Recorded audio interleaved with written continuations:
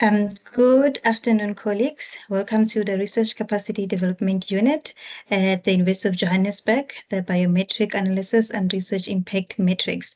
Can I just get a confirmation if everyone can hear me? If you can just do a thumbs up just to confirm that you can hear me. Thank you. My name is Koketso Pila, and I will be your moderator today. I will firstly like to notify you that this workshop is being recorded. And please allow me to start off by thanking all our attendees for taking the time to join us today. And most importantly, we would like to thank our presenter, Dr. Meyering, for his effort with preparing and giving this information and this presentation. Before introducing Dr. Meyering to you, I would like to go over some housekeeping rules and some important information.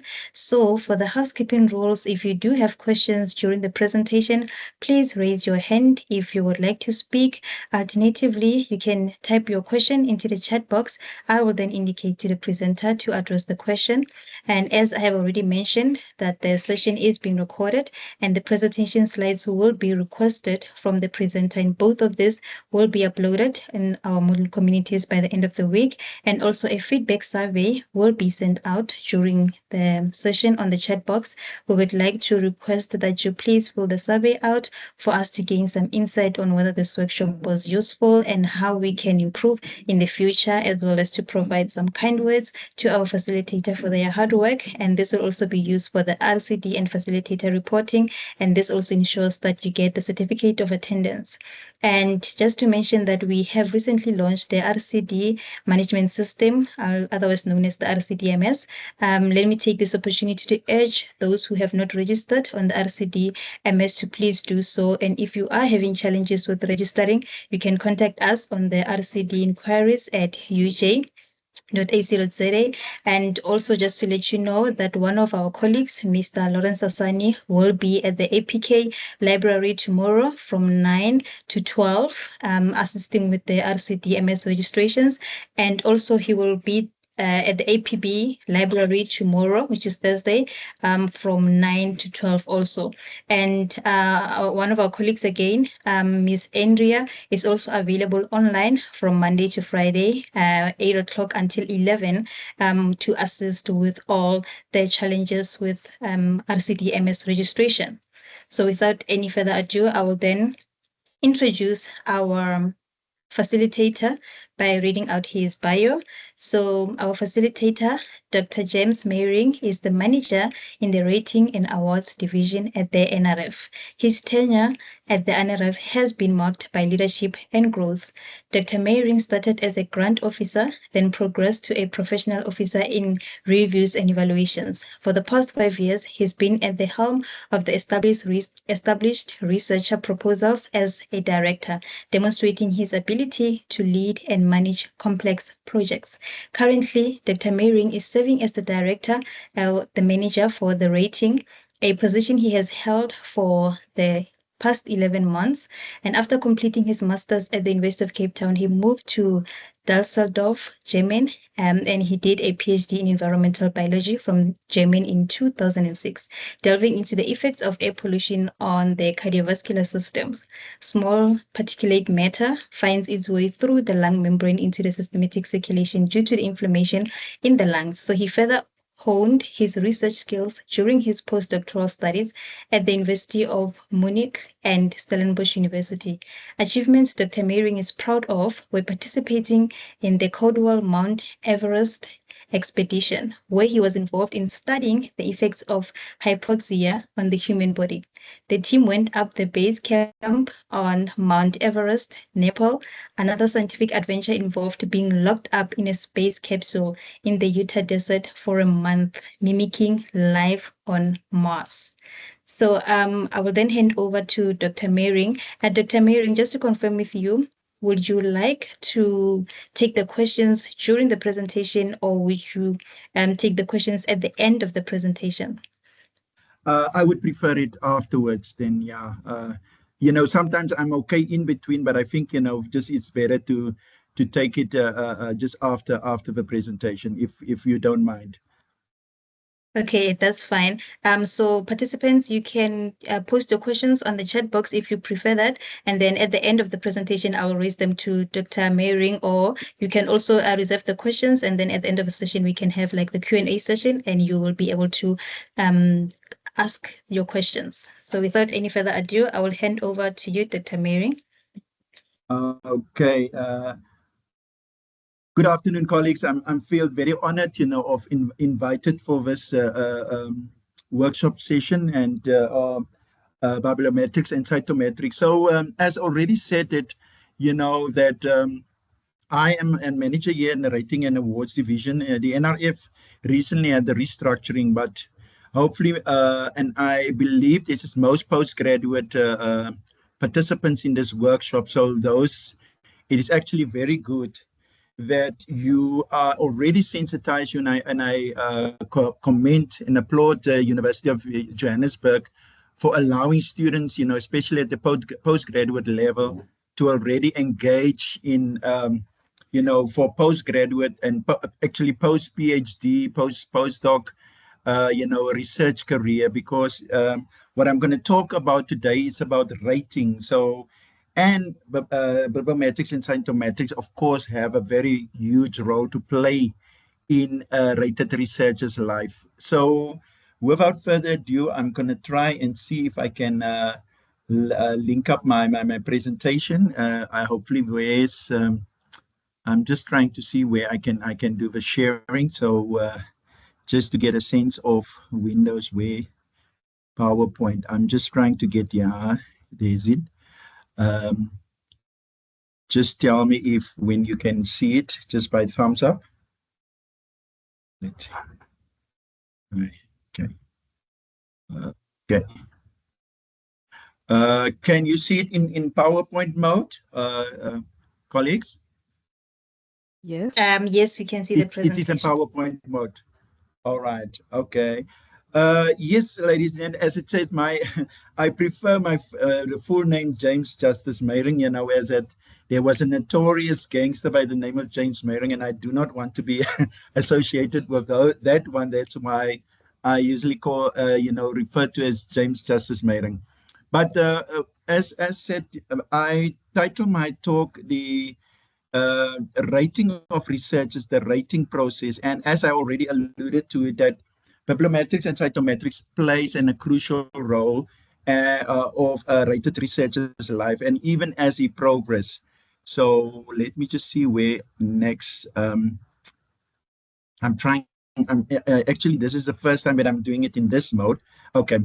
Now, the NRF's vision, the dream. Now, rating is forming a very important part of the NRF's full programs and what it stands for. Now, the NRF, as most of you would probably know, that we are a government entity and we are falling under the Department of Science.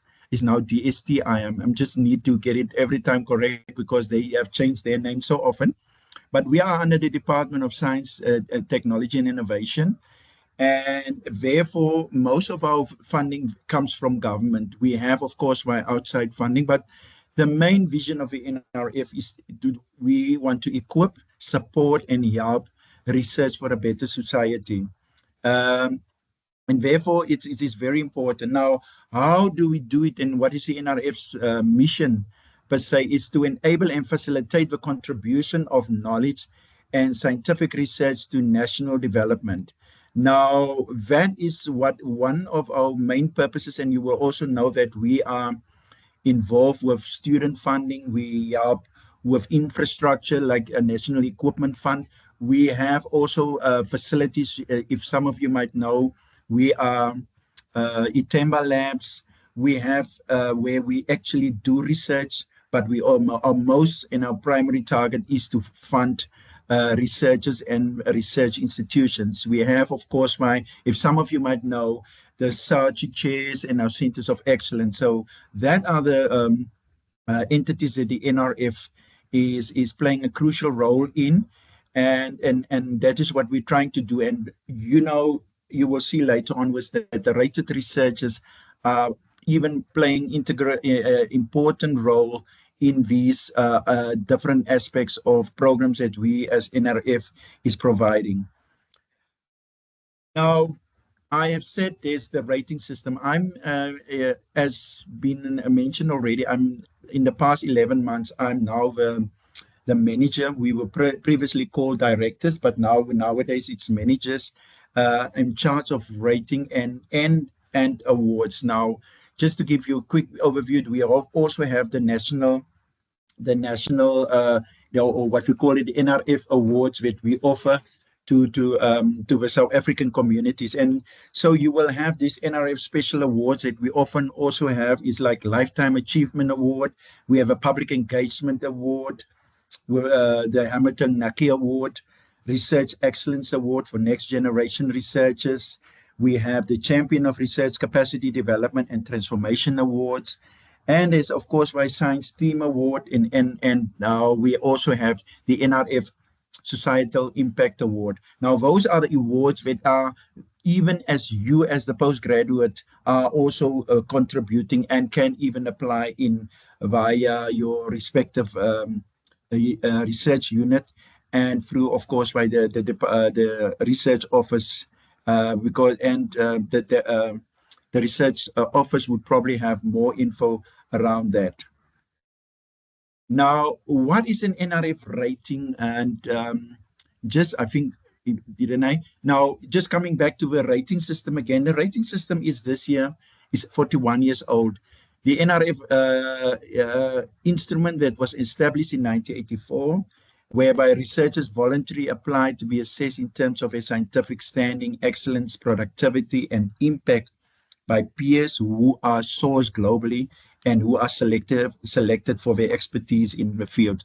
Now, we getting often here, because of this process, we are sending out or invitation for reviewers to review an application for an applicant that wants to get rated to both national and international reviewers to review that. Now, as you will see that the assessment is in terms of a scientific standing, excellence, productivity, and impact. Now, those are elements that is coming right through the bibliometrics and cytometrics, it's those plays important role for us for identifying in the first place who is a compatible and a suitable reviewer for an application or applicant. Now, as mentioned, it started in 1984. Now, the NRF is unfortunately not 41 years old. We are younger. But back in the days, there was this the FRD and the CSIR, and they have started out this program. And yeah, we have it first only for natural science, but social sciences and those things came only afterwards in 2002. Now, the rating process is for criteria for funding. Now, I probably will highlight it again. Now, you would ask why we have bibliometric and cytometrics data and that type of things. But back in the days in 1984, the quite different from nowadays. There was money that government made available, but how did they wanted to find a way of how they can distribute the money to for the researchers to do, and that's how the rating system evolved, where that they tested or assess individual researcher to see if he will be able to do a certain project and will he be able to finish it, and that's how the rating system start. Now, the assessment of your recent research track record, that is very important. It's like the quality and impact of your research outputs. That are very important thing. Your relative standing to your peers, this is also being coming out strongly through the rating system. And as it is again, symptomatic and bibliometric data is supportive in this process. Now, it is based on international peer review because back in the days, and most of you would probably also, and it's still lingering, global north and global south. Now, South Africa is very much in tune, and we're doing a lot of collaborative research with the international community, and specifically North America and Europe, But of course, why Asia and other South America and Australia and New Zealand is, of course, why we seeing ourselves very much, because nowadays we are top researchers, and I believe you, Jay, are also even applying for international grant funding. Now, one thing that you must know, the rating system is very unique. It is only in South Africa. There is a small that is closely to the rating system, but not necessary or 100% like the rating system. So therefore, it is only a South African system, and it's unique to South Africa. But it has, let me tell you, it has this cloud that even our European researchers and American researchers are also applying in this program, and therefore it's very we are very much pleased to know that the interest even from international researchers are quite huge to be rated. So the rating system is even so not prestigious, in a sense that people in the private sector wants to be rated. So we have you know um, uh, quite a lot of application at the moment. We're standing 4,000, close to 5,000 researchers in South Africa, rated researchers, and that is from your Y up till your A rated researchers. Now, of course, when we first need to find out what is the eligibility criteria for this, and it is very important that we need to find um, uh, who can apply for it. Firstly, you must be a permanent full-time researcher at the South African Research Institution. Uh, Secondly, you must be either on a fixed-term contract, full-time or part-time active researchers with a notable track record in research and or who had given postgraduate supervision. There's also persons who are in the process of being appointed in a full-time post, a motivation confirming researchers' employment, and proposed start date should be provided before the rating will become available. And then lastly, in all cases, you must only can be based as a South African research institution. So we have at the NRF, and I believe that it is in the research offices, this information is already readily available, where you can find out what is your institution seen as a registered institution, and that information we get from the Department of Science, Technology and Innovation. They provide us with who is eligible research institutions in South Africa. Now we come to the different type of applications of rated researchers. You get your new application now. Those are the first time applicants or applications who have previously been withdrawn. Secondly, you have your re-evaluation by invitation. Now, those are applicants or aspiring applicants that are already been rated, but their rating is gonna lapse, and therefore they need to reapply.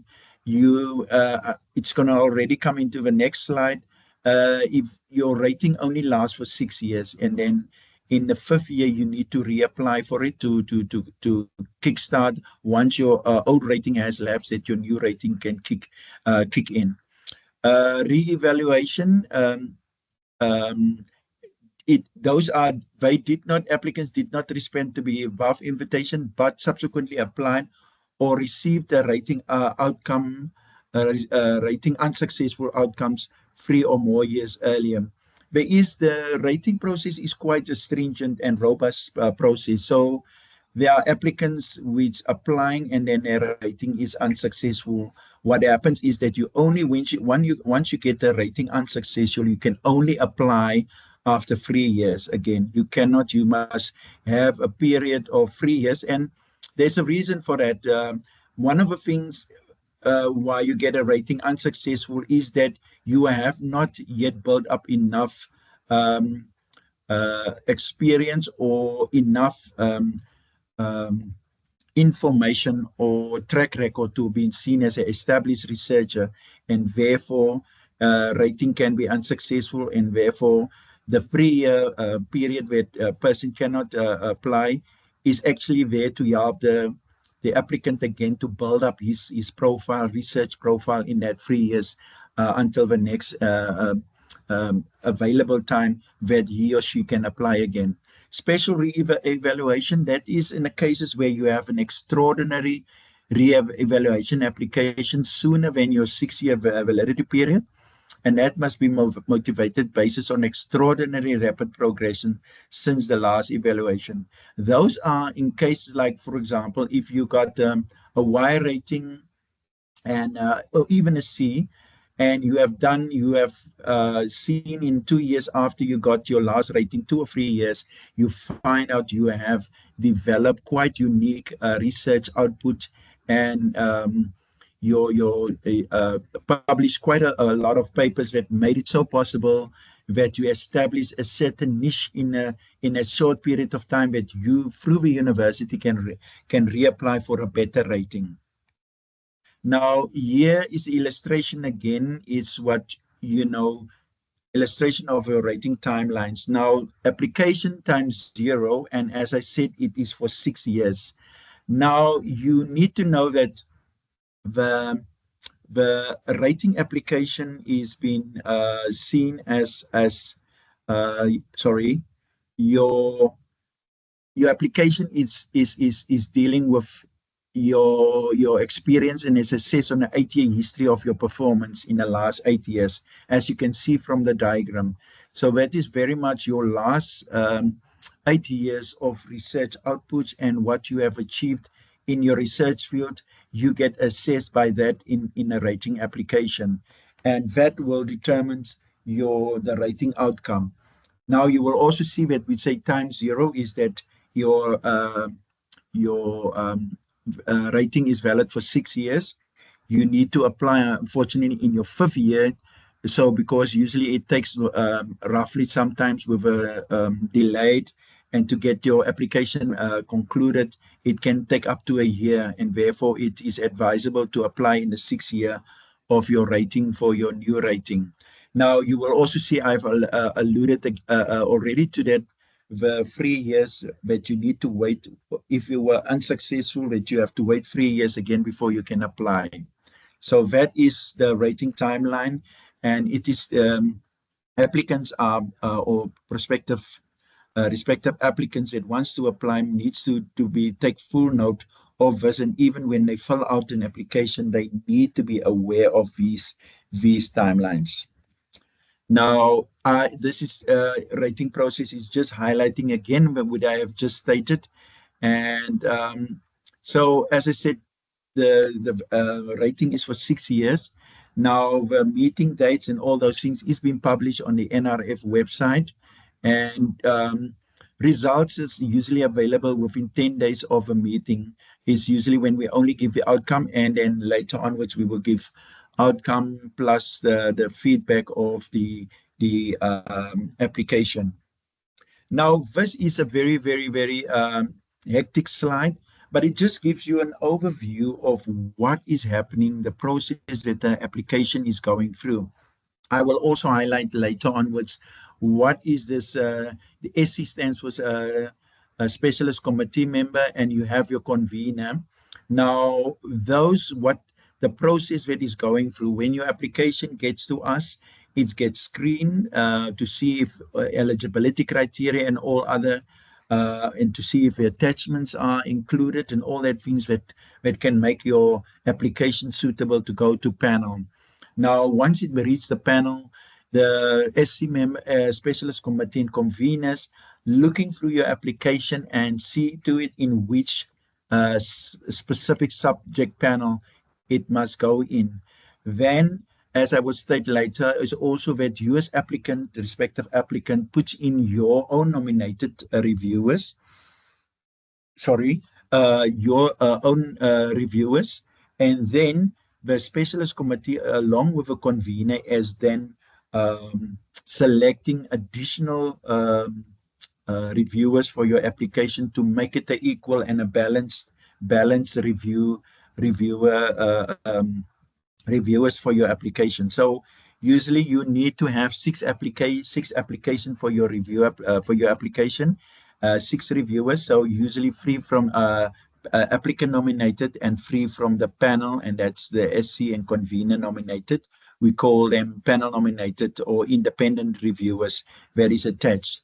Now, once we're getting, we send your application with all information to all these six reviewers, and they go through this where there is a special form, a rubric, a scorecard for the reviewers where they go through your application and then give a report to be NRF. Now, once this report is coming back, the SC members plus convener, additionally with assessors and chair, is then going through the reports. I need to highlight to you colleagues that you, the SC members, conveners, chairs and assessors, they do not assess the application, they assess the reports. Now, once all the reports come together and doing the scoring and rating, eventually then through a special calculation, the scoring and rating of an applicant is then determined.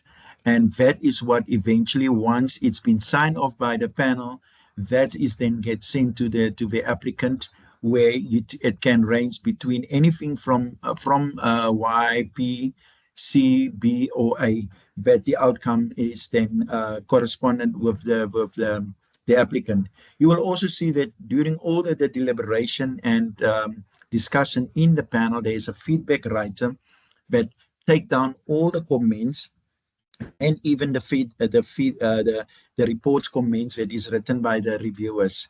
That is also compiled and put together and then sent to the reviewer, to the applicant, so to know that once you get an outcome, that you can then see from the reports why and how the panel has come to the outcome of your application. Now, colleagues, we come to a very important part, and that is what we can see here. It is the rating categories for the established researcher. Now, the most prestigious one is the A-rated researcher. So if you is becoming an A-rated researcher in South Africa, you can definitely put your definitely we can we as even the NRF is very proud, and that is just saying that you as a researcher, you are unequivocally recognized by the peers as a leading international scholar in your field for the high quality and impact of your recent research output. So that has been, and I can just highlight most of reports for A-rated researchers we are sourcing from international reviewers. That is America, Europe, and all other overseas countries, and it's also been sent to well-established reviewers. So we don't select just any reviewer. It must be people that is in good standing and that is on a peer level of the A-rated researcher. Those are the reviewers that we selected for this specific type of candidate applicant.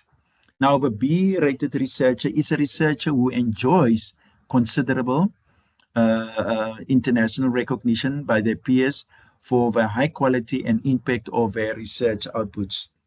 That brings us then to the C-rated category. C is established researchers with a sustained recent record of productivity in the field who are recognized by their peers as having produced a body of quality work, the core of which has coherence and attests to the ongoing engagement within the field.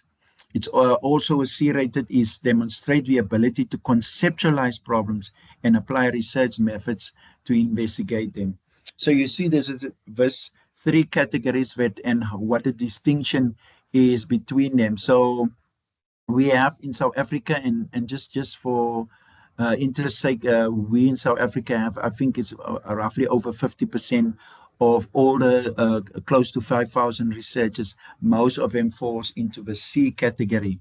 We have quite a few Bs, but you will see that the A-rated category is, as you know, and because understandably, because it's a very you need to be a very hard worker, constantly continuous research outputs to fall into that category.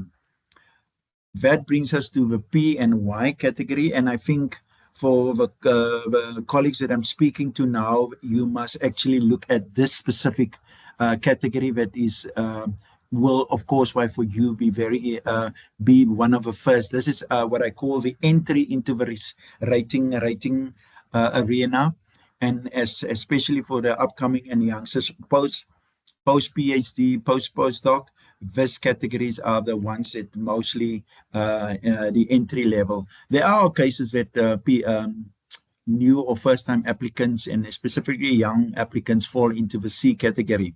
But the P category, this is what we is a very esteemed and are honored to have being in this one. Is mostly young researchers, normally younger than 55 years of age, who have held a doctorate or equivalent qualification for less than 5 years at the time of application, and who, on the basis of exceptional potential, demonstrate in their published doctoral work and or their research output in their early postdoctoral careers, are considered likely to become future international leaders in their field. So here in a department, we call them the P's, the movers and shakers. Now, those a P rated research is really individual that actually even from their master's level have shown quite a lot of potential, and have even published already from their master levels quite a few papers, and even in their doctoral and even after their PhD. But note, you need to fall into this category, you must be less 35 or younger at the time of application of applying for rating. The Y category is young researchers 40 years or younger who have held doctorate or equivalent qualification for less than 5 years at the time of application, and who are recognized as having potential to establish themselves as researchers within a 5-year period after evaluation, and based on their performance and productivity of quality research output during their doctoral studies and early postdoctoral careers. So you would definitely see the distinction between the two. One is age, but also in a sense their research outputs that they need to apply, but their research output that is visible from the two the different categories. Now, I just wanted to bring again, it is not just A or B or C. We have subcategories, and that is represented here. Now, to highlight it to you, established researchers is the A's and B's and C's. The emerging researchers, those are the P's, the Y, and the Y's. Now you can definitely see the two main categories of what is, you can fall into the rating sphere.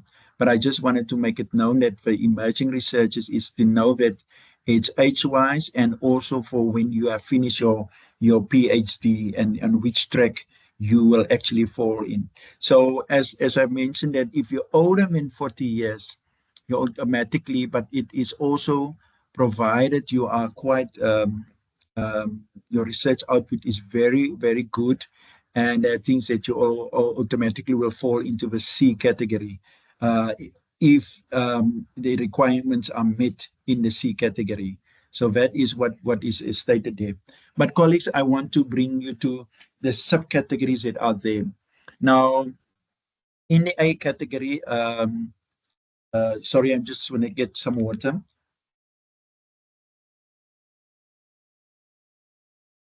The A category has A1 and A2, but let me tell you that it's both, even in the subcategory, is still a prestigious achievement to have that. Now, just what makes the difference between the A1 and the A2? A1 is a researcher that is, in this group, is recognized by all the evaluators as being a leading scholar in his field internationally for the high quality of work. Now, what makes it different from the A2 is, in the A2 A2 is a researcher in this group is recognized by the overriding majority. So meaning that overriding majority of the reviewers is saying that this is a A-rated, and their work is of high standing in comparison with the A1 researcher. this brings us again, and you will see it again, coming to the fourth.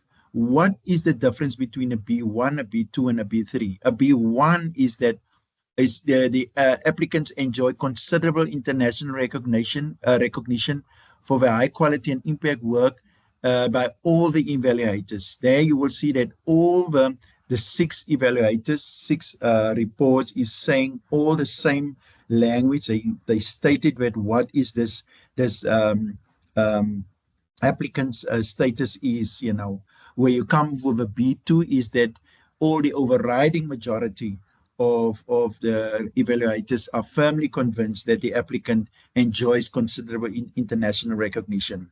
Now, when you come to the B3 is that most of the evaluators, and that is coming to 50 plus one, half, of the evaluators are definitely stating that this is this applicant is enjoys considerable international recognition for the high quality and impact of his recent research work. So this makes it, and that this it repeats it again even in the C category, that all the evaluators are firmly convinced that the applicant is established researcher as described, and who on the basis of a high quality and impact of their recent research is regarded by some reviewers as already enjoying considerable international recognition. Now, that's the C1. The C2 is that, with the exception of more than a single evaluator raising some minor concerns, all the reviewers seeing this as a applicant as and are convinced that the applicant is an established researcher as described, and the applicant may but not is not needed enjoy some international recognition for quality and impact of their research. So in the C category, even you need to have some international recognition, where the reviewers are highlighting that the work a C applicant is definitely enjoying some international recognition. Where if a C3, most of the evaluators consider that the applicant is an established researcher. So I also want to highlight the fact is that it is very sometimes with your first time application or second evaluation or third, that some applicants can stay in this zone, some time, even with the consecutive application they can, because it all depends on what the reports are giving out to the panel, and that's to the SE members and conveners.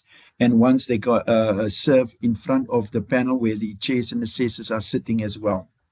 Now, this brings me, and I already highlighted the fact that the P-rated researcher, we do not have a subcategory in a P category, as already noted, that the researcher, a P-rated researcher in this group, are recognized by all the overriding majority of evaluators as having demonstrated the potential of becoming a future international leader in his her field on the basis of exceptional research performance and output from their doctoral and or their early postdoctoral research career. Now that brings us to the why, and the why, as mentioned, is Y1 and Y2. Young researchers within 5 years from a PhD who is recognized by all the evaluators as having the potential, where you bring it in comparison with a Y2, as a researcher in this group is recognized by all the overriding majority of evaluators as having the potential to establish him or her as a researcher, and demonstrate that by the recent research products that has come out from the applicant. Now, this is what stated. I've given the major categories that is in the rating.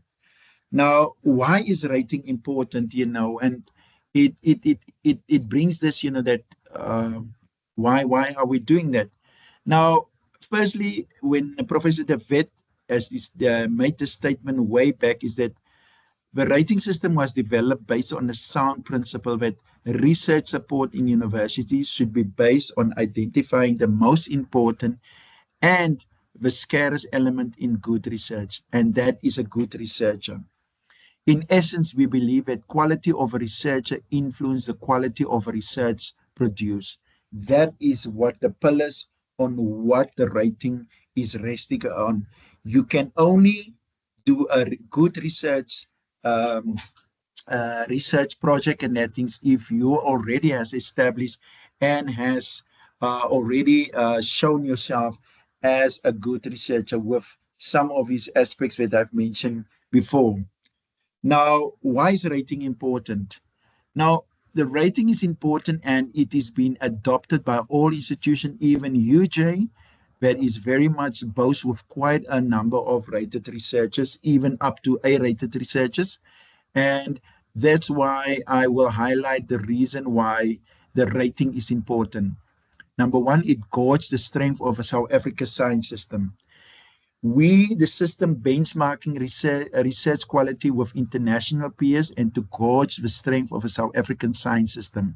And that has been shown over and over. South Africa has good researchers and actually is being even recognized on the international front. South African researchers do not have to stand back.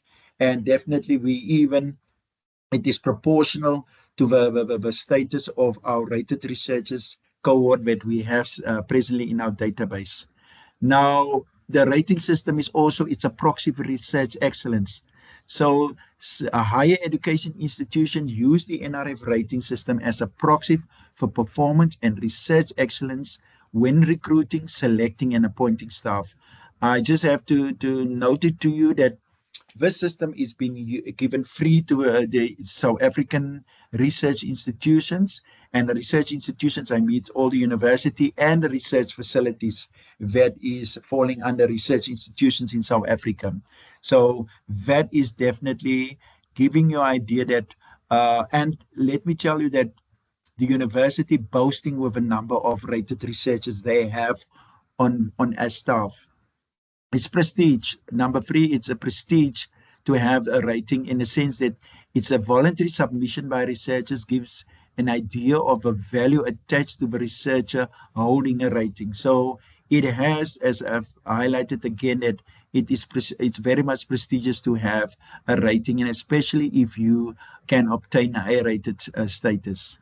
It promotes the brand of a higher education institution. I've stated already some higher education institutions use the rating to market their institution in respect of research expertise. So you will see that the these top universities is boasting with the number of rated and specifically even A-rated researchers on that is from part of their staff. The fifth one is to access to high-end funding. Now, in the past, and actually, as I said, how it started out of being a rated researchers where you could have get funding easily, and the NRF rating is an advantage. It comes in as advantage to researchers when accessing funding from high-end NRF research funding programs. Now, we have, of course, why in the past the comparative program for rated researchers, which we just called CPRR.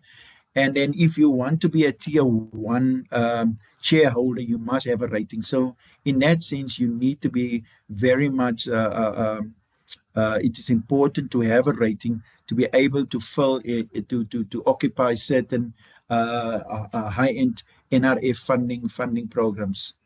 It's a career path development. So emerging researchers, as I showed you, the Ys and the Ps, emerging researchers, it is also for other, as well for the sorry, the C category and B category that you receive feedback which may assist in your career path. So that is very important. The system is based there on not just you get your rating outcome and things, but it definitely gives you even more input on and helping you further your career path and your research field where what is needed and what you should actually do further to progress your career path in a certain research field.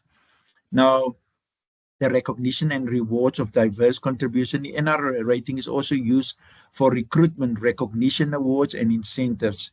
That is, as you will see from quite a few institutions. And I'm not going to mention institution in South Africa. I think there's two that is purely just basing a rating status for you to get promotion, to get promotion for certain progress at university. If you do not have a rating, you will not be promoted to some certain positions at certain universities.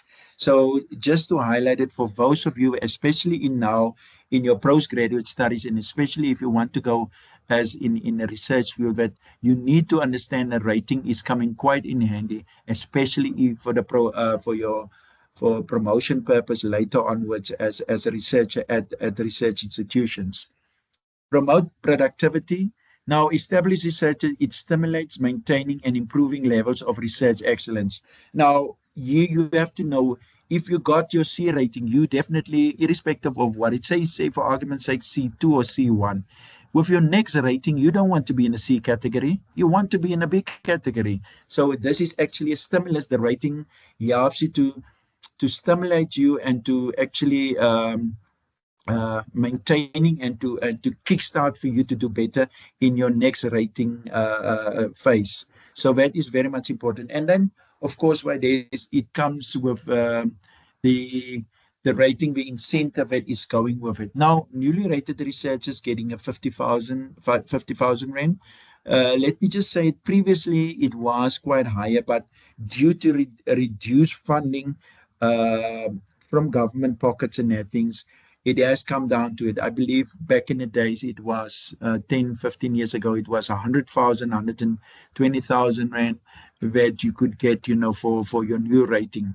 But irrespective, a peer-rated researcher, they are the most lucky ones, if I can put it, the wording like that, is that you get the 300,000. So for 6 years, you every year can get 50,000 Rand that can goes towards your research, and you can apply. And just to note that this money is only for research purpose. It's not for for your own pocket. It is established, and it is there only targeted for to support your research things. Although most of you know by now should know that the research is very much expensive, and often I get complaints from individuals why it's so little. But we hear the complaints. It's been forwarded to the executives to let them know the money is still too little. But just to let you know, except that you're getting a rated, you get also a small incentive funding that goes along with it. Now, improve re-rating, especially if it says that you win last, you were a C rated and now you're B. And even in your subgroup, if you were a C3 and you become then a C2 in the next round, you also then get 50,000 Rand. A re-rating, but retaining the same rating, which happens in some cases, you need to know that it happens so that you only get a 50,000 Rand that goes with it. So that are the money, the incentive that goes with rating. And I hope by now you should be very much excited to just to know that not just a rating and what the rating can means for you as individual and at the institution that you are, but there's also a small incentive funding with that. And that the program indirectly and directly motivates you to be a productive researcher. Now, uh, what are the things that helps you for having, and then I hammered on the thing of your research output, and as I said, the timelines have showed you already. You are being evaluated on your last 8 years of your research output. So things that are very important and which researchers, reviewers are looking at is your publication records, your review articles, your chapters in books, your conference proceedings, your scientific monographs.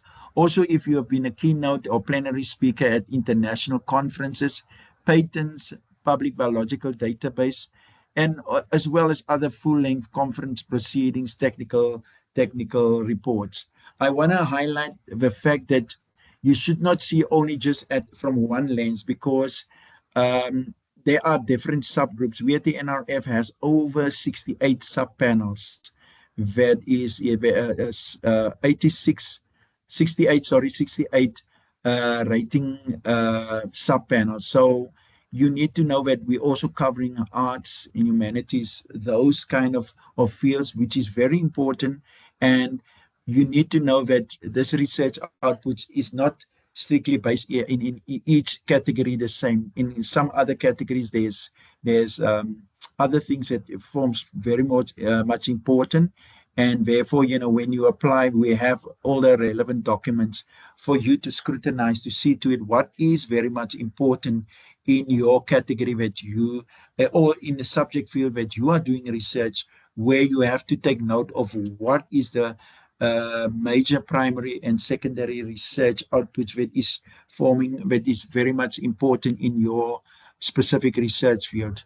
Now, additional outputs that is expected of a of a writing applicant is that the book reviews is done, editorship on journals, official position in professional associate, visiting professorship, evidence that the academic research has impact on policy.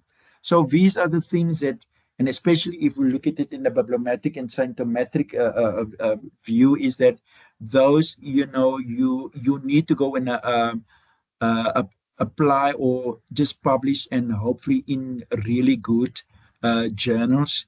You need to work towards that. You are standing out, that you find a niche area that specifically to you, that you need as a respective applicant to take note of when you're applying for rating, that you are really standing out. We the rating system sensitize you, and I'm so glad from you as postgraduates to, when you get yourself ready, once in your after your PhD, post PhD, after postdoc, that you need to kind of take note of this, so to it that the quality of your research, and some people would say, quality, but also quantity in some sense, which also can play an important role. But the quality of your work needs to stand up, and that makes you a very a unique and an expert in your research field that you are busy in. Now, I think I should not hammer too much on this, but the role players that is from part of it. And here I'm saying remote reviewers, those are the specialists that you as a respective applicant is highlighting, that's going to be the people, the expert that review your application, and that's going to send a report to the panel. Then we have the specialist committee, and you have your convener. Those are the people that firstly will they identify somehow which panel you sit in, and they identify the independent reviewers that can also look at your application. So the outcome of your application is very important, and because there needs to be a balance: own nominated US applicant and panel nominated independent reviewers that needs to look at your application, that can make then informed decision and write a quality report to the NRF and to the panel, that can look at the reports and come up with a scoring and rating for your application. So these, and as I say here, forms the pre-panel process, the remote reviewers, your convener, and specialist committee members. You have, of course, why when you have your review panel, then the assessor and the chair is coming into play here as well. So there's various uh, uh, uh, um, categories of, if looking at the application of yours and the reports, so to come up eventually with scoring and rating of your application, that you have your SC members, conveners, you have your chairs and assessors. So there's heavy and robust deliberation and discussion in the panel uh, on the specific reports, so much that it at the end of the day, it needs to inform a quality outcome that we as the NRF, with the systems in place, that we can ensure that it is the correct outcome for the applicant. But of course, why we have various other subcommittees that is supporting the chair, assessor, and convener and specialist committee members. You have the executive evaluation committee. So for those of you that, if an applicant has it's looking as A and P category outcome, it gets sent to an additional advisory panel that looks at it and then can ratify that it is a A or a P outcome for this. We also look at some cases they can some panels cannot get a consensus on some application, and that gets also sent to the executive evaluation committee. But of course, we are very much transparent in that thing. So if an applicant is not okay with their outcome, it can be then sent to via the university's office to the appeals committee that can look at it. And of course, with the feedback that the applicant got, to refute some of the statements that has been being put in the feedback to the applicant, where they can refute it and request for a relook at your application. So those things we have put in place, so to also give an additional chance for the applicant to come and have a rating that is more acceptable for the applicant. Whether that is, it's up to the appeals committee. Now, ladies and gentlemen, I don't want to bog you down with this very much busy slide, but it just gives you an idea the different processes that your application has to go through.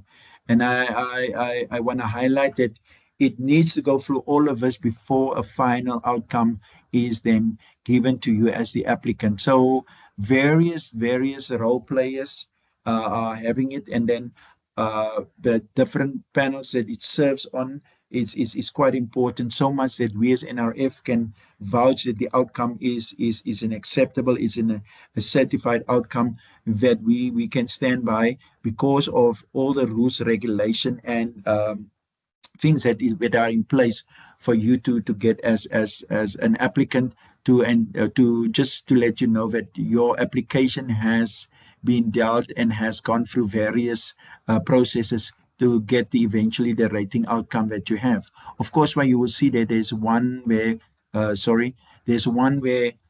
we also, because some applicants try to and some unethical behavior, we have also committee and a process in place where we can also see to it if some people have done unethical behavior to try and get the rating outcome with unethical means, and therefore we have that in place as well.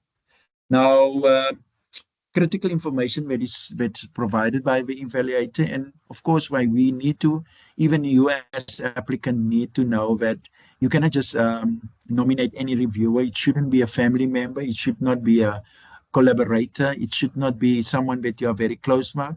You can have with way back and that's up for discussion, the evaluators that you can nominate. You can know your reviewer that you nominate on your application, but there should not be a close relationship in that things.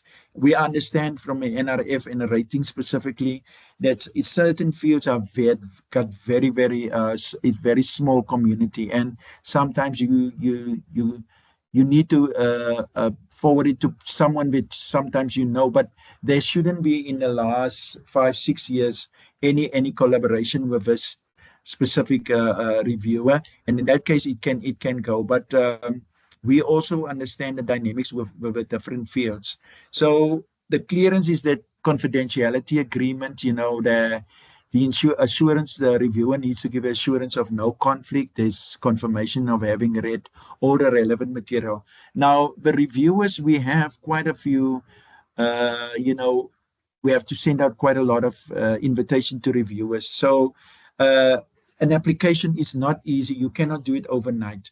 The applicant last 5 best review outputs needs to be thoroughly read by the reviewer for her to make a sound assessment and give a good review report that can substantiate quite a lot of things and not just from sucking. One thing that we expect from reviewers, it should not be a testimonial, and they should not having, as we call it, OTT, over the top,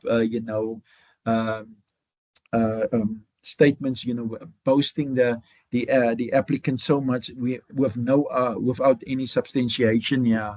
So the research assessment, and what we expect of a reviewer is to praise the research outputs in the last 8 years, as estimation of applicants' current standing as a researcher, and a recommendation for future development of a researcher. So I already mentioned that those info is coming very much handy in, especially for the emerging researchers that are still busy building up their research profile. So what a reviewer cannot do is say she should not suggest a rating and a copy of paste of content from information documents like the rating definition. We often get very much lazy reviewers, and we really stress it to them to not repeat those things. And then poor quality report. We often get that people are giving one-liners, and that is very much upsetting for us and even for the rating panel, that you often get rating reports with one-liners where the reviewer has not made any effort of providing a proper and constructive report to the rating panel, and that is very much upsetting, and that is one of the reasons that also cause um, the process to be prolonged. We often want to have the rating outcome as soon as possible, but your rating application will not be concluded unless we have not getting the six quality reports from reviewers acceptable, and that has 50% from uh, applicant nominated and free from independent or panel nominated. So that are very much essential issues and aspects that are a standard in rating process that you need to, there needs to be quality report. I want to put it to you that the SC members and conveners are not reviewers. They are panelists that needs to review the reports. And that's what that makes the rating system very much unique. Unless we do not get all sufficient report, new invitations to other reviewers must be made before, until we get six quality reports, and then for the panel to make a quality and informed decision on the outcome of the application. Now, here it's just very much important in preparation for the rating call, what is needed. And I want to bring again your attention to step 3. You need to select the best 5 research outputs. That is very important. Your 5 base research outputs is very important for what it is, because those are the uh, documents that is going to be very much important for the reviewer to go through. You will see also other aspects of things that you need to put in, and it's been stressed, and that's why we have different deadlines for applicant and then also for the research office administration workers, which we as the NRF call DAs, and which is standing for designated authority. They are the individuals that is scrutinizing the application before it gets sent off to the NRF. So here you see also the actual rating application, and an application cannot be done overnight, or when the deadline is tomorrow, for you the night before or the day before deadline to fill it in, because it's a very, very comprehensive application form where all the relevant information that is needed needs to be put in. There are certain sections that the application will not be able to be submitted unless certain fields, which is compulsory, needs to be filled in properly. Now, I'm just putting here screening for premature Y level. Is that how many peer review publication did you research outputs did you produce? What proportion of your research outputs are related to your post-PhD? What proportion of your post-PhD research output have you as lead authorship? Because those are very important, because it needs to also highlight already that, that ability of you to stand out, your publication without your PhD supervisor, your standing of your post-PhD journals, and is there a clear focus in your developing field? Can we see that are you busy developing a quite a unique niche area for you as a Y-rated possible Y-rated recipient? And is there consistent and sustained productivity from your side? The key criteria for established researchers, and yeah, I'm just giving C category and up. Established researcher is a researcher with a sustained recent record of productivity in his her field, and who are recognized by their peers as having produced a body of quality work. the core of which has coherence and attests to ongoing engagement with the field, and that is focus, depth, theme in a topic. So you need to be aware of that. Are you demonstrating the ability to conceptualize problems and apply research method to investigate them? So the evidence of research independence, are you the senior first author on the papers that you are providing? Do you have your own groups? Do you have postgraduate students? How many outputs have you have?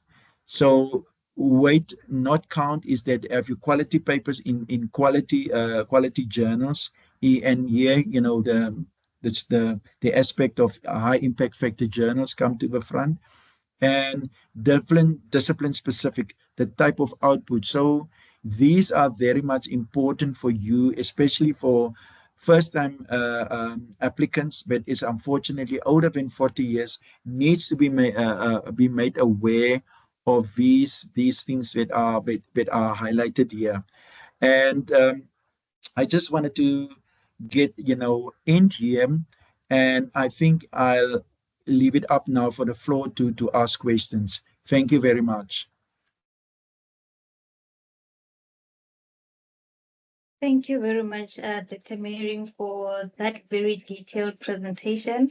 Um, I literally had a lot of questions when at the beginning of this session, but the presentation really helped for me to get an understanding of the NRF rating system. So thank you for that. I will then give a floor for the participants to please ask any questions. We have Dr. Mayring here. So let's utilize this opportunity and ask any questions that we have. The floor is yours, participants. Any questions? Like,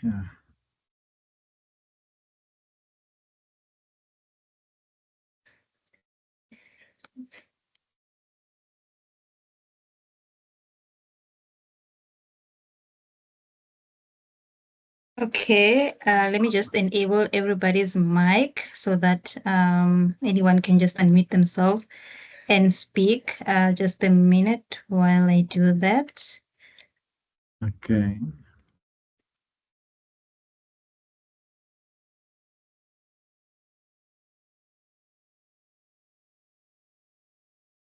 Okay, let's see.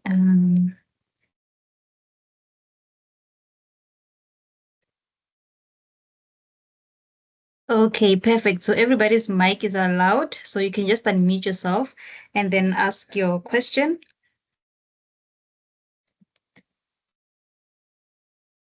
For me in particular, the questions that I had, I think as we went through the presentation, they were addressed. One of the questions that I had was, I've always been confused as to what does each rating mean.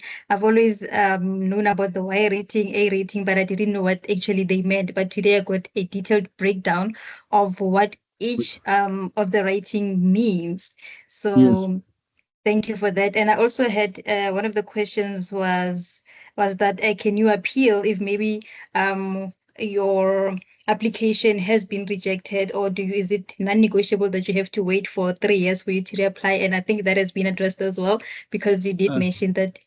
I can, Yes. if I may say, interject there. The fact that it's another task of the convener and specialist committee members, we have that is like more pre-panel screening, where they can actually identify what we call a term premature application.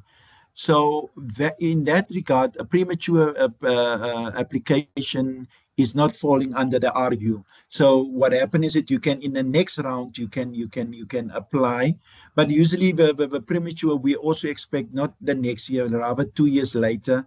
So to jack up their research outputs, and to also to just make them aware to bring an additional information into their application. So we have that, at least where we have the convener and specialist committee members can highlight the fact for if application has some shortcomings, that they will return it and it's been sent back to the university, so that you don't want even the conveners and SC members are very much sensitive and don't want to just give easily out the RU when they can see, because we select SC members and conveners are on a cycle of 3 years, so they can go two cycles. So meaning they 6 years there. Some goes even for a third cycle.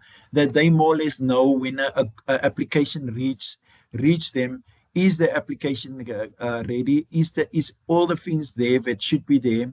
We sometimes a premature application is a sense that not the application is haphazardly written, because one of the things that I need to stress is that the rating application, you need to, some people take a month to work on their rating application because they want to make sure when they submit it they have covered all the bases, and they are really needs to they ensure that everything that is in there, also for the fact that because the reviewers come back to us and they complain when applicants have written really bad, the unstructured English, or there's no nice flow in the application. They highlighted those things which we as the SC and conveners need, that they will send it back to the applicant and try to get it done.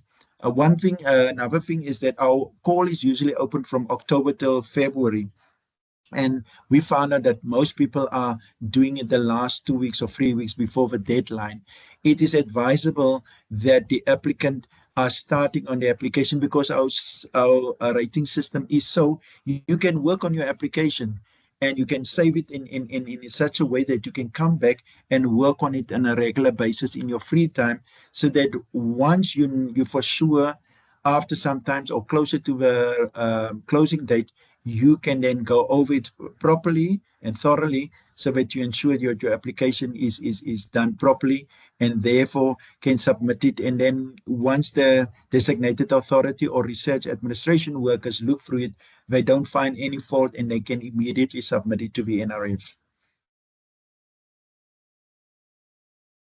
Okay, thank you. That is very clear. Michael, I saw that you had your mic on. Yes, you can unmute yourself and speak. I see your hand is up. Yeah, thanks for the very informative presentation. I had a quick question. I noticed that in terms of classifications of researchers at different levels, there was a focus on age, like for young researchers below 35 or 40 and below. And I was wondering, I mean, one can be young in age one time, but you can also be young in research. So what about young researchers that are actually young in research, but they're actually above 40? In other words, they're just starting their research and academic career at a later age.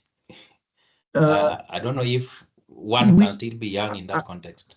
I get very much that same question, Michael, and it's unfortunately that is, that because we also need to take cognizant of the fact of our historical also history, and with that, the transformation in the academic world, and specifically in higher education. And it is being forwarded to the powers that be to really make them aware, because we look at some of and not huge per se, but we look at other historical disadvantaged institutions where we found out that individuals are bogged down by lecturing, so they don't get, and they only can get their PhD later onwards. That's a reality, and that issue is being taken up. At the moment, I do not have an outcome for it, because there have been quite a few individuals that have complained about it, because due to their circumstances, they could only have done their PhD, and develop their research track record way later, even after 40. But that is an issue. You are not the only one. I get often that question, where these things need to look at it, and then also to take in consideration that there are individuals, because of circumstances, not just even for the fact of studying late, but the historical disadvantaged institutions, those individuals can only do their PhD at the later stage after they have done for quite some time just lecturing, and then only at the late stage get the opportunity to do their PhD and research, and then find themselves after 40. And then, as I highlighted in my slides, you need for you to be the bare minimum C3 for you to get, there's certain criteria, and we know that there's from a C rated, you need to have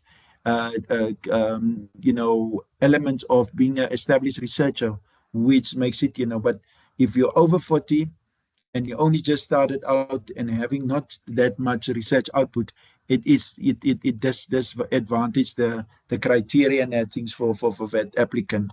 But it is noted, Michael, and as I said, it's still being discussed at various levels to look at this, to also not disadvantage those respective applicants. But it is noted, yeah. Thank you. Thank you very much. Okay. Okay, thank you. Are there any other questions from the floor? Okay, if I could ask one question. On your presentations, you said when you are applying, you need to consider or put forward your best research outputs, the best 5, right? Yes. So I just wanted to know maybe how what are some of the things that you look at when you busy assessing those best 5. I'm assuming that one of them could be like the citations, how often has it been cited, and maybe the reputable journal in which it was published and stuff like that. So are there other that you can maybe identify? Yeah. Thanks for asking that, and that is a very important question. The fact is that, colleagues, one thing that you need to know, the 5 best must be related. Number one, the panel and specifically the reviewers looking out, there must be a thread through all that 5. So meaning it highlights your specialization. It should not be all over the place, and that's where a lot of applicants is getting low or low scored, or even comes up with RU. The fact is that the rating needs to be, and it is being taken up as well, where trans multidisciplinarity is still not being recognized fully. It's not, and that is what's saying that you should not all be all over the place. You have to have one certain niche area which your 5 best categories are all falling in, and that highlights your specific specialization and the niche with that 5 best research outputs. It's also been expected of you to publish it in very, very good journals. And as we have seen that, as I highlighted, international recognized, seeing that you are on par with the international world, you need to publish it in very well recognized journals. I think it's, of course, why it's a very contentious issue, the thing of predatory journals and in low impact journals and that things. And therefore, it is very much important for you as a respective or applicant to be made aware of it, that when you're applying and that you're filling it out, that best 5 research outputs needs to be in high, very quality journals that is being globally available, that has been but be read by international reviewers, uh, and that what you call it, that is on the same, more or less same theme. I've often, it is, of course, why an important thing when we come to the citation indicator metrics of it. Of course, why when your a paper is getting a highly cited, of course it's a very important to have that as one of the 5 best, but you need to know that it falls in with all of it that is in the same research area or theme. Um, I often have these things that people are saying that, can they put in a review article? And some of us know a review article sometimes bring a lot of good citation, and therefore it's important for respective applicants to also note about that. That is your citation, review paper that you put, that's going to get a high citation rate. Does it fall in part of that thread and that same theme of the 5 best research outputs. So those are, I think that is just to be made aware that you, when you are looking at it, that you need to know that what you call it the specialization of you is rather to put the 5 best of your research output that is talking on the same theme must be put in the 5 best research outputs. So that is just as guidance. But of course, why there's other things that you, and sometimes people have the problem, they don't know which best 5 they must put, into it. And so you need to be carefully looking at it so that when the reviewers are reading that best research outputs, it is that you are confident that that is definitely highlighting you as your trajectory in this 5 research-based outputs is clearly visible, and the reviewer can see, your progression over the last 8 years is represented by this 5 best research output. I hope I answered that question to the best of ability. You did very clearly. Okay. Thank you. Thank you for that. Colleagues, it's not very often where we have someone from NRF to do a presentation. So let's make use of this opportunity and ask all the questions, all the burning questions that we've been having. So for this year, when are applications opening? The application's opening in October this year. And as I said, is open usually for 4 months. And but our system now, the NRF Connect, is that we have this part, and I think I went maybe quickly over that, is your CV part. And you have to be ORCID registered, for us, to be applying now for all NRF programs. So it is advisable you don't start in October. You can already start, as registering you on the NRF Connect system with your ORCID number and build up your CV there, so much that when things happening, it's for you easy to update your CV section of your profile on the NRF Connect. And it's therefore we advise people and respective applicants to keep their CV, even if you, after you have done your rating and ratings, and especially for other programs, and the progression of your research profile is for you to update your CV section regularly, to ensure that when it comes to any new programs becoming available, it just makes the application process easier. Thanks. Thank you for that. So given that, the process is a very rigorous process, the application process. Is there assistance? Can maybe, if someone is really struggling with the application, can they get assistance? Maybe are there trainings on how to complete this process, or maybe someone that they can consult? We have the NRF has a help desk of, especially when people or applicants are experiencing technical issues.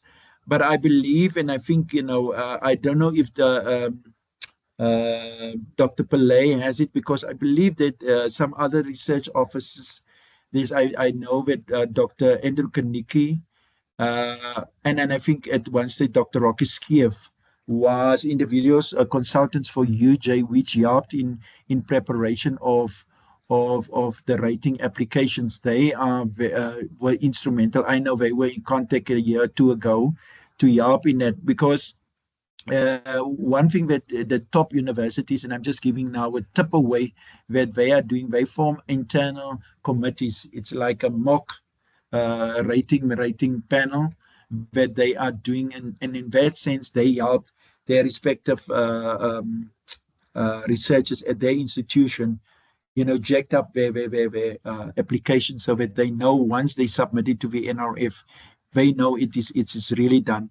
Another thing that, where you the top universities, and I'm not saying that UJ is not falling in. UJ is one of the top universities, but what other institutions are doing, they use their other rated researchers as part of that committee to help, upcoming and new prospective applicants, helping in their applications. So that is what I know that is happening. We are there on standby, and often we we get invited for just giving, overview of it again and just answering questions like this, what we have now here, just before or during a call opening, that we get invited to just talk again about the whole application process. But I believe that UJ has it, and some other things, additional parameters and things that people and institutions put into place is having a mock committee that with rated researchers that serve on it, that can help respective applicants with their applications. Definitely. Thank you. Thank you for that. Are there any other questions from the floor? I must say that as an upcoming researcher as well, I've really learned a lot, Dr. Mayring, from this presentation. Can I please ask that you share the presentation slides with us, and then we can also share with those who have attended the workshop and those who could not attend. Thank you very much. So in the absence of questions from the colleagues, I would just like to take this opportunity to thank the attendees, everyone that has attended. Thank you for taking your time to join us today. And also thank you, Dr. Mayring, for honoring our presentation in your busy schedule. Thank you for just giving us some time in your busy schedule to prepare firstly, and present this workshop. So thank you very much for that. This workshop was very detailed, and we've all learned so much, and all of the burning questions that we had, they were addressed in the presentation itself. And yes, thank you for also addressing the questions assigned for us. Thank you very much. And we can now end the session if there are no more further questions. Just around the last round that I'm going to give for all those who have questions to bring them up and ask.